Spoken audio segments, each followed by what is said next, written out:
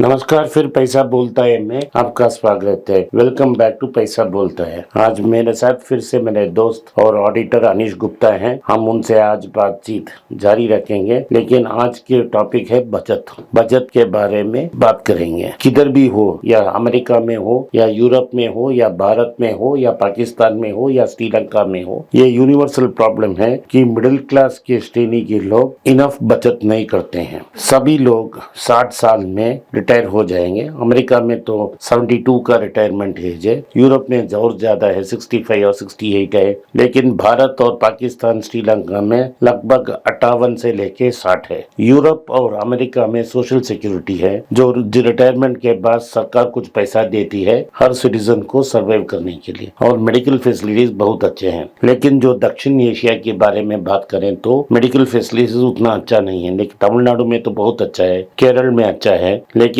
दूसरे जगहों में इतना अच्छा नहीं है। गवर्नमेंट हॉस्पिटल में ट्रीटमेंट उतना अच्छा नहीं मिलेगा। यूनिवर्सल इंश्योरेंस स्कीम बहुत इफेक्टिव नहीं है। दक्षिण के स्टेट्स में बहुत इफेक्टिव है, लेकिन उसमें भी आप गवर्नमेंट हॉस्पिटल ही जा सकते हो। लेकिन जो मिडिल क्लास की श्रेणी है, वो तमिलनाडु या केरला में भी अक्सर गवर्नमेंट सर्विसेज नहीं लेते हैं। वो हर टाइम प्राइवेट सेक्टर में जाके अपना इलाज करवाना चाहते हैं। आज को दिल का दौरा हो गया या एक बड़ा बीमारी आ गया तो मिनिमम 10 लाख का खर्चा होता ही होता है एक बड़े स्टार हॉस्पिटल में। लेकिन उसी तो छोटे हॉस्पिटल में जाएंगे तो 3-3.5 लाख में हो जाएगा, लेकिन 3.5 से लेके 10 लाख बड़े बीमारी के लिए खर्चा हो जाती है। हर घर में एक या 2 बच्चे होते हैं। बच्चे के पढ़ाई की खर्चा जो है वो लगातार ऊपर जाती रहती है। तो अगर आप एक बेसिक इंजीनियरिंग डिग्री करवाना चाहते हैं अपने बच्चों को, तो 5 या 6 लाख का मिनिमम खर्चा हो जाता है। उसके बावजूद भी 2-3 लाख का कर्ज लेना पड़ेगा। लेकिन अगर आप 7-8 लाख की कर्ज लेने चाहते हैं तो आपके हाथ में 2-3 लाख होना चाहिए। और उसके बाद भारत में ये परंपरा है कि अपने बाद बच्चों की शादी को धूमधाम से मनाएं, उसके लिए भी आपको पैसा चाहिए। और हमने बहुत बार सुना है कि लोगों ने बहुत ऋण लेके, कर्जा लेके अपने बेटियों की शादी की है और उससे से बर्बाद होती है। तो हम आज अनीश गुप्ता से ये पूछना चाहते हैं कि क्यों बचत नहीं करते हैं और क्या छोटे छोटे मिस्टेक्स हैं जिसको अवॉइड किया जा सकता है, और बचत करने के लिए क्या क्या स्टेप्स लेने चाहिए। आप थोड़ा बताइए अनीश। तो आजकल की दुनिया में सब लोग एक दूसरे को देखा देखी, चाहे वो कुछ गाड़ी खरीदना हो, बाइक खरीदना हो, या मोबाइल फोन खरीदना हो, या कोई पार्टी कोई शादी का खर्चा करना है, तो ये सब देखा देखी लोग जितना उनकी आमदनी नहीं है उससे ज़्यादा खर्चा करने लगे हैं। इसका एक और कारण है कि आजकल लोगों को क्या कहते हैं, कर्ज भी बहुत आसानी से मिलने लगा है पहले के मुकाबले। तो आजकल लोग ज़्यादा कर्ज लेके, तो जब आप कर्ज लेके कुछ खर्चा करते हैं तो जो आपका बाद में कमाने वाले हैं उसका आप उपयोग अभी करके उसका भुगतान जिंदगी भर कर रहे हैं। ऐसे करने के कारण ही बहुत लोग अपने आप को बचत नहीं कर पा रहे, और इस बचत नहीं होने के कारण अपनी जिंदगी में मुसीबत में आ जाते हैं। क्यों ऐसा हो रहा है? क्योंकि पूरी क्या कहते हैं, रैट रेस हो गया है कि उसके पास ये है तो मैं भी खरीद, वो वहाँ जा रहे हैं तो हम भी यहाँ जाएंगे। और आजकल जो सोशल मीडिया के ज़माने में लोग इंस्टाग्राम फेसबुक में देख देख के मेरे को भी यहाँ घूमने जाना है, मुझे भी ये फ़ोन खरीदना है। इसके कारण आजकल जो भी आप देखेंगे, जो भी सब महंगे फ़ोन है सब EMI पे बिक रहा है। इसका क्या मतलब, लोगों के पास पैसा नहीं है लेकिन वो खरीद रहे हैं, और जो उनको चाहे वो बाद में उनको कमाई है या नहीं, उसके भरोसे वो सामान आज खरीद रहे हैं। बचत क्यों जरूरी है? क्योंकि बचत, जब आपके बुरे दिन आते हैं तो बचत जो किया है, या मुसीबत जब आती है तो वो बचत किया हुआ पैसा ही आपके काम आता है। तो आप बचत तो करिए, पहले बचत करना शुरू कीजिए, और आपको अपने खर्चे का एक हिसाब रखना चाहिए कि कितना खर्चा तो आपको पहले एक बजट बनाना चाहिए। अगर आप कोई बजट नहीं बनाएंगे तो आप बचत ही नहीं कर सकते हैं।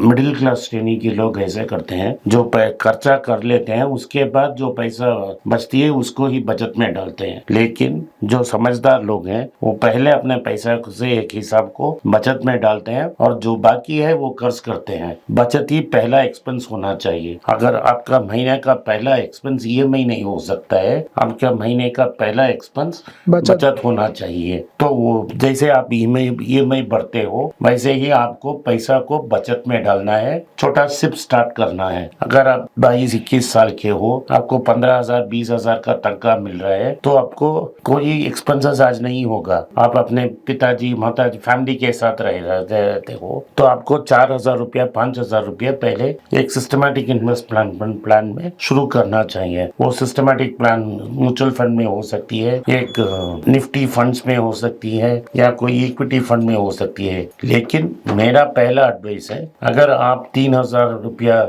खर्च कर सकते हो हर महीने, खर्च मनी सेव कर सकते हो, आधा ग्रांड गोल्ड लेना चाहिए। तो पहला सेविंग्स जो है आपका वो आपको 400 ग्राम गोल्ड तक पहुंचना चाहिए। हर इंडिविजुअल को ये गोल होना चाहिए कि वो 400 ग्राम सोना खरीदे। क्यों 400 ग्राम सोना खरीदे? कि अगर आपके पास कुछ आमदनी नहीं है, पेपर नहीं है, तो आपको कोई बैंक लोन नहीं देने वाला है। बहुत सारे इंस्टॉलमेंट्स के बारे में पूछेगा, पैन कार्ड मांगेगा, पेपर्स मांगेगा, रेजिडेंस प्रूफ मांगेगा, बैंक अकाउंट स्टेटमेंट मांगेगा, सब सारा सामान मिलेगा, आपसे पूछेगा। अगर आपके पास सोना है और सिर्फ एक पैन कार्ड है तो आपको अकाउंट में पैसा इमीडिएटली क्रेडिट हो जाएगा, आधा घंटा में आपका लोन हो जाएगा। अगर आपके पास 400 ग्राम है तो आपको आराम से 16 लाख का ऋण अक्रॉस द काउंटर मिल सकता है। अगर आपके पास कोई रिश्तेदार जो नियर है, आपको उनको ट्रीटमेंट के लिए पैसा चाहिए तो बैंक को आप ये नहीं बोल सकते मैं जाके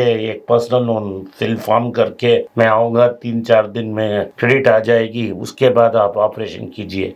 ये नहीं होगा। तो अगर आपके पास 400 ग्राम की सोना है तो आप किसी बैंक को में लेके उसको डाल सकते हो, उसको गिरवी रख सकते हो और 16 लाख लेके ऑपरेशन करवा सकते हो। 16 लाख नहीं चाहिए तो 3-4 लाख चाहिए तो 3-4 लाख की सोना खरीद दे सकते हैं। अगर आपके बच्चे भाई बहन किसी को पढ़ने के लिए यूनिवर्सिटी फीस दाखिल देना पड़ता है तो आप रिक्वायर्ड सोना उसको गिरवी रख के वो पैसा रेस कर सकते हो। जो इमीडिएट कैश रेस करने के लिए विदाउट एनी पेपर्स आपको सोना से ही होगा। इसीलिए हर इंडिविजुअल को छोटे से उम्र से लेके 400 ग्राम का सोना खरीदना बहुत जरूरी है, स्पेशली भारत जैसे देश में जहां लोन मिलना इतना आसान नहीं है। बैंक उसी को लोन देगा जिसको लोन नहीं चाहिए। अगर मुझे लोन नहीं चाहिए तो बैंक मुझे 10 लोन देगा, लेकिन जब मेरा एक्चुअल जरूरत है तो ये कोई बैंक आके मुझे लोन नहीं देगा। इसीलिए जो पहला सेविंग्स आपको करना है, आपको सोना ही लेना है। और मेरे पास एक बिल है, जब मैं 4 साल का था तो हमारे घर में जो सोना लिया था 1 ग्राम का 27 रुपया था।